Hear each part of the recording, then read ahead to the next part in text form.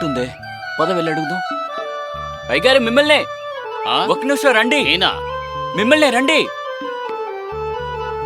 ఏంటయ్యా, ఎవరు మీరు? ఇది నెల్లూరేనా? ఈ ఊరే. మీరెవరిని కలవాలి? మేము టీవీ ఛానల్ నుండి వచ్చాం. అలాగా, ఏమిటి విషయం? మేము మా ఛానల్ కోసం మీతో మాట్లాడదామని వచ్చాం. మీరేం భయపడద్దు, మేము అడిగిన ప్రశ్నలకు మాత్రం జవాబు చెప్పండి చాలు. సరేనయ్యా, చెప్తా. అన్ని రెడీ చేసుకో.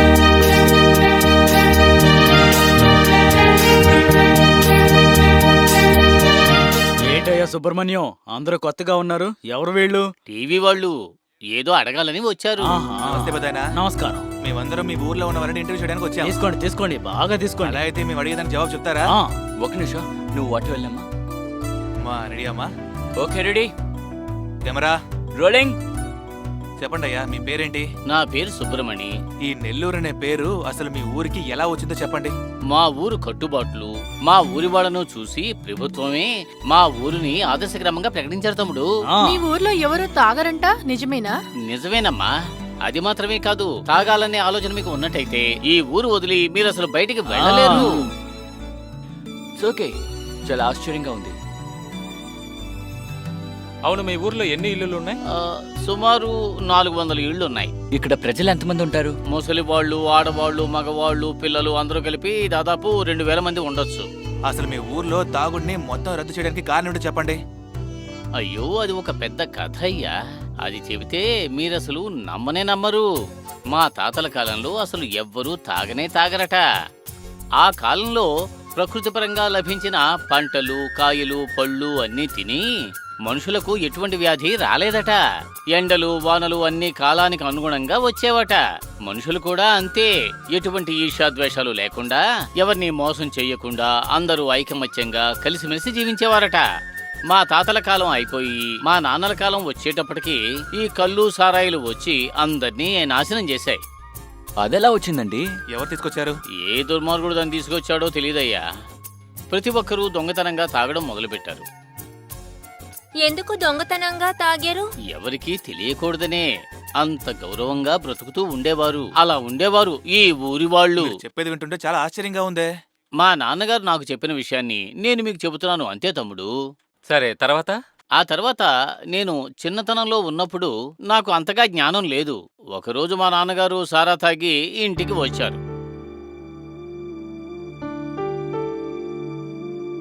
ఏంటిది చల్లారిపోయి ఉంది, ఈ తిండి పెట్టేవంటి నాకు? అది సరే, ఇది వండి 1 గంట పైన అయింది. నీకోసం ఎదురు చూస్తారా ఏంటి? ఏంటయ్యా ఇది? నీ పైన ఏదో వాసన వస్తుంది. అరవకే, ఈరోజు కాస్త తాగాను. ఎవరికైనా వినపడిందంటే పరువు మర్యాద పోతుంది. ఇలా కొంచెమే అంటూ తాగి పాడైపోయావు. నిన్ను చూసే నా కొడుకు కూడా పాడవుతాడు. ఎప్పుడు బాగుపడతావో ఏమిటో. పచ్చడి తీసుకురావే. దీనికి ఏం తక్కువ కాదు, ఉండి తీసుకొస్తా. రాను రాను నీకు వాగుడు ఎక్కువైపోతుంది, త్వరగా తీసుకురా. నేనేం చేయను? నోరు మూసు తినవయ్యా. నిన్ను చూసి వీడి కూడా చెడిపోతాడు. నువ్వు చూస్తూ ఉండు. ఇదిగో నువ్వు కూడా మీ నాన్నలాగా చెడిపోకు. ఏ, ఎందుకే అరుస్తున్నావు? మర్యాద లోపలికెళ్ళు. ఎవరైనా విన్నారంటే మన మర్యాద ఏమవుతుంది? నాన్నా, ఎందుకు నీ అమ్మ మిమ్మల్ని తిడుతున్నారు? రేయ్, మర్యాదగా తినరా. అయ్యో, వీడొకడు. ఛే, ఇదిలా గొడవ చేస్తుందని తెలుసుంటే తాగొచ్చేవాడినే కాదు. ఆ తర్వాత మా అమ్మ బాధపడుతుందని తెలిసి మా నాన్న సారా తాగడమే మానేశాడు. హో, వెరీ నైస్. ఇంతకీ మీ ఊర్లో ఎంతమంది తాగేవారు? ఒక 5-6 తాగుతూ ఉండేవారు, అంతేనయ్యా. జనాలకి తాగేనందుకు డబ్బులున్నాయో లేవో? అయితే ఎవరి దగ్గర డబ్బులు లేవని అంటున్నారు, అంతేగా? డబ్బున్నా సరే తాగడానికి కొంతమంది భయపడుతుంటారు. తాగుబోతని తెలిస్తే ఊళ్ళో గౌరవం పోతుందని భయపడుతూ ఉండేవారు. సరే, ఆ తరువాత సారా తాగే వాళ్ళ సంఖ్య రోజురోజుకు పెరుగుతూ వచ్చింది. తర్వాత ఏమైంది? ఆ తరువాత అది కొంచెం కొంచెంగా ఎలా పెరిగిందో తెలుసా? నారాయణ, ఏ నారాయణ, ఎవర్రాదే? లోపలే కూర్చొని ఎవరంటావేంటి? రా బయటికి.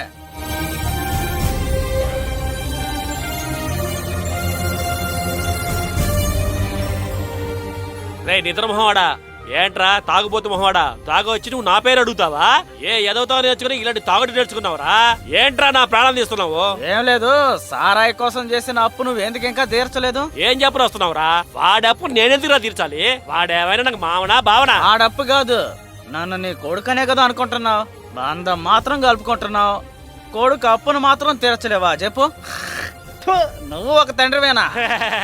రేయ్, నీలాంటి పిల్లోడిని తల్లిదండ్రులు తపస్సు చేసి కంటున్నారా, కానీ మీరు ఇలా తాగుబోతులైపోయారు. రేయ్, వాక్కుండా ఉండరా, ఎగిసి కొట్టాను. తాగుడు కోసం మేకలు కోళ్ళు అన్ని మొత్తం అమ్మేశావు కదరా, అవన్నీ మర్చిపోయినా నీడ కోసం ఒక చెట్టుని పెంచాను కదరా, దాన్ని నరికేసి అమ్మేశావు కదరా. ఇంకా ఏమమ్మని చూస్తున్నావురా నిన్ను? అన్న వదిలేనా ఏంటన్నా ఏయ్, ఏంట్రా ఏంటి ఏమైంది? ఏదో కొడతాడట, కొట్టమని చూద్దాం. ఇలా చూడసేసి తాగొచ్చి ఇష్టం వచ్చినట్టు నన్ను నోటుకొచ్చి తిడుతున్నాడు రా. అన్నిటికీ కారణం ఈయనే. చూడండి ఎలా వాగుతున్నాడో చూడు. నువ్వు మాత్రం ఏం చేస్తున్నావని? రే పరమ ఉండరా, విషయం ఏంటో అడుగుదాం. ఇలా చూసేసి తాగొచ్చి మొత్తం నాశనం చేసేసాడు. ఈడి మొహానికి టవల్ కొనడానికి డబ్బులు లేవు వీడి దగ్గర. ఆడి దగ్గర ఉండేదే నా టవల్. ఈ కండం నీదా? ఎవరిదిరా? అయితే ఇదిగా పట్టుకో. ఎవరికి కావాలి? రే ఇంక చాలు ఆపుతావా? అది కాదు చేసి ఆ టవల్ నాదని చెప్పి విసిరేసేసాడు. వాడు వేసుకున్నాడు చొక్కా, కుట్టోడు ఎవరిదని వాడిని అడగండి. ఇదేదో కాస్ట్లీ చొక్కా లాగా పెద్ద చెప్తున్నావే. ఉండు, ఎవరికి కావాలి నీ చొక్కా? ఇదిగో ఇస్తున్నా, తీసుకో. ఇదిగో తీసుకో. చొక్కా విసిరి కొట్టావు, అయితే అదే ఈ డ్రాయర్ కూడా నీదా? సరే ఉండు, ఇస్తాను. ఏం చేస్తున్నావు అసలు? తండ్రి కొడుకులు గొడవ పడి వాడిప్పుడు బట్టలు ఇప్పేస్తున్నాడు ఏంటో. రే పరమేశో, నాన్న నాక కొన్ని మాటలు చెప్పడం సహజమే కదా, ఆ మాత్రం దానికి ఇలాగా? ఎంత అవమానించిన తర్వాత ఈ డ్రాయర్ ఎవరికి కావాలి? ఇప్పుడే ఓడదీసిస్తాను. ఉండు. విను. రే పరమ ఉండరా, ఎందుకురా ఇప్పుడు? ఉండరా. ఏంటో చెప్పండి, ఇలాగా. రారా లోపలికి. ఏంటది వింటరా? తీసుకొచ్చి పోయండి. అరే పట్టుకోరండి. అవమానిస్తాడా? నేను ఒప్పుకోను. నేను ఒప్పుకోను. రారా, వచ్చి వాడి మీద పోయి. మొత్తం పోయే వరకు పోయి. అలాగే పోయి మొత్తం అలాగే వరకు వచ్చిందంటే మీరే ఆలోచించండి. ఛా, నమ్మసక్యంగా లేదు. ఇదేంటి ఇంత విచిత్రంగా ఉంది? ఆ కాలానికి ఈ కాలానికి ఎంత తేడా ఉందో చూసారా? అవునయ్యా, ఇది మాత్రమే కాదు, ఇంకా మా ఊళ్ళో ఎటువంటి మనుషులు ఉన్నారో చెబుతాను వినండి. చెప్పండి, ఎటువంటి మనుషులు ఉండేవారు? అమావాస్యని ఒకడు ఉండేవాడు. అమావాసన? అవును. ఎందుకు వారిని అమావాస్య అని పిలుస్తున్నారు? అతను అమావాస్య రోజున పుట్టాడట. చిన్న వయసు నుంచి అతన్ని అమావాస్య అని పిలుస్తూ ఉండేవారు. ఆ పేరే అతనికి శాశ్వతం అయిపోయింది. అమావాస్య ఏం చేశారు చెప్పండి? మా ఊళ్ళో ఎంతో మంది తాగి నాశనం అయిపోవడానికి అతనే కారణం బాబు. అదెలా? అతను ఒక తప్పు చేసి ఎవరికీ తెలియకుండా ఈ ఊరు నుంచి పక్క ఊరికి వెళ్ళిపోయాడు. అంతలా ఆయన ఏం చేశారండి? మా ఊర్లో సుందరి అని ఒక అందమైన అమ్మాయి ఉండేది.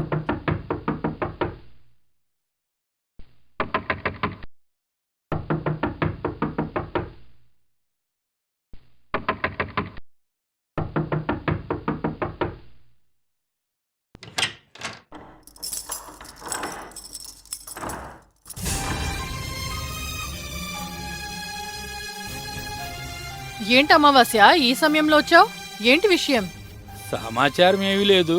నిన్ను చాలా రోజులుగా చూస్తూ ఉన్నా. ఏదైనా ఒకటి చేసి నిన్ను నా వల్ల వేసుకోవాలని ప్రయత్నిస్తున్నా, అంతే. ఏ, నన్ను నువ్వు తప్పుడు మనిషిగా అనుకుంటున్నావా? నా ప్రాణం పోయినా పర్లేదు, అందుకు నేను ఒప్పుకోను. నా కోపం వచ్చే ముందే నువ్వు ఇక్కడి నుంచి ఈ వెళ్ళిపో. ఒక్కరోజైనా సర్దుబాటు చేసుకో సుందరి. నిన్ను రాణిలాగా చూసుకుంటా. రే పోరంబోకు, పనికి మాలినోడా, నన్ను ఏమనుకుంటున్నావురా? ఏం జరిగినా నా భర్తకి నేను మోసం చేయను. ఇక్కడ నుంచి వెళ్తావా? నేను మనుషుల్ని పిలవనా? నీకు దొరుకుతున్న అవకాశాన్ని ఏ అనవసరం చేసుకుంటున్నావు సుందరి? ఈ ఒక్క రోజుకి నాకు సొంతం అవ్వు, అది చాలు. రే పాపిస్తోడా, ఏం మాట్లాడుతున్నావురా? అవును సుందరి, ఆ తాగుబోతుని చేసుకొని నువ్వేం సుఖం అనిపిస్తున్నావు? అందుకే నిన్ను ఎదుక్కుంటూ వచ్చా. రా. ఇలా చూడు, ఇలాగే మాట్లాడుతున్నావంటే నీ తాట తీసి పంపిస్తా. చెత్త వెదవా, ఇక్కడి నుంచి పోరా. ఈ రోజు ఏవైనా సరే నీతో కాసేపు ఉండి తీరాల్సిందే. రా రా రా. ఊరుకో, గొడవ చేయకు.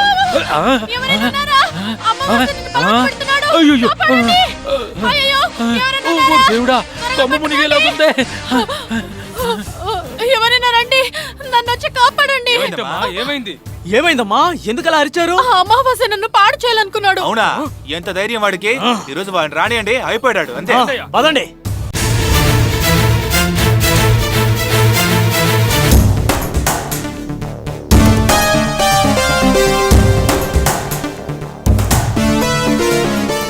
ఏం బాబు, ఏమైంది ఇలా పరిగెడుతున్నారు? అమావాస్య సుబ్రహ్మణ్యం వారి దగ్గర తప్పు నడుచుకున్నాడట. ఈ మధ్యన అతను ఎక్కువ చేస్తున్నాడండి. అవును, ఆ రోజు నా పిల్లలతో కూడా అలాగే ప్రవర్తించాడు. ఈ రోజు వాడిని పట్టుపట్టాలి. చూద్దాం.